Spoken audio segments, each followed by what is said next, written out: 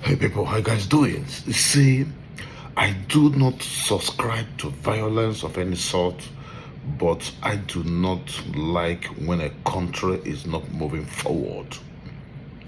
Watch what is happening in Kenya.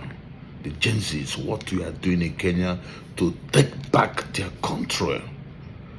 Listen, in as much as I do not subscribe to violence or a protest that's not peaceful, there has to be some element of ruthlessness and madness to make this happen. This is what is happening in Kenya today. The Gen Zs have come out en masse and say enough is enough. To the extent that the lawmakers of Kenya are running helter-skelter. There's no place to hide anymore in Kenya. To the extent that some of the lawmakers are coming out to say they are going to return all the looted funds, all the bribes they have taken in the past, because the Gen Zs are taking over their properties, their companies, their belongings, their houses, destroying their properties all over the country. That is some level of madness. Because it cannot continue to do the same thing and expect a different result. That is what is happening in Kenya. The Gen Zs are taking over the country. The country belongs to the people. It does not belong to a select few, the elites who keep on doing whatever they like, squandering the nation's patrimony.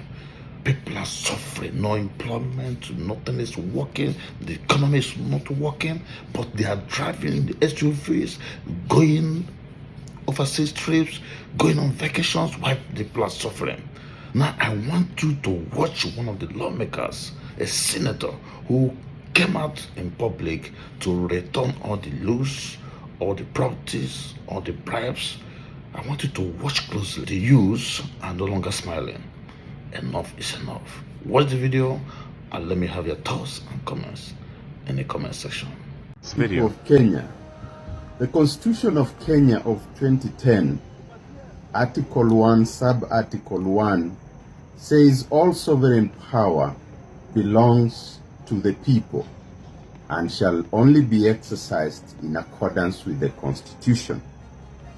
Today, I tender my resignation as a cabinet secretary in the government of Kenya. I want to offer my heartfelt apology to the people of Kenya for the greed, high-handedness, selfishness, arrogance, nepotism, tribalism, and all the bad things that we have done to you in the last 2 years. When we came to power, we called ourselves shareholders and decided that most Kenyans are not part of the government, are no longer part of the state, and do not have any human rights. We went ahead and received bribes from all over the world, and especially from Dubai. We bought very expensive watches, some as expensive as 1 million Kenya shillings equivalent in dollars. We bought belts worth 50,000 shillings, and we made sure that citizens know how expensive we have become. In a country where poor families cannot pay their children's school fees, we were wallowing in luxury.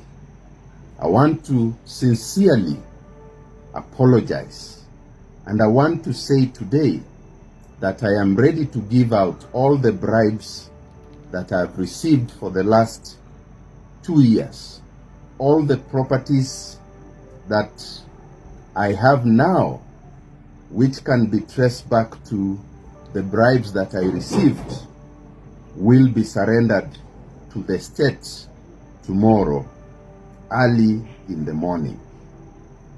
Should I get a chance to serve the people of Kenya again, I will stop the greed, I will stop the arrogance. But most importantly, I will be accountable to the people of Kenya. To the Police High Command, the Inspector General, who also tendered his resignation, I want to urge him to take Kenyans to all the graves where the bodies are hidden. It is time for accountability. Thank you, dear Kenyans.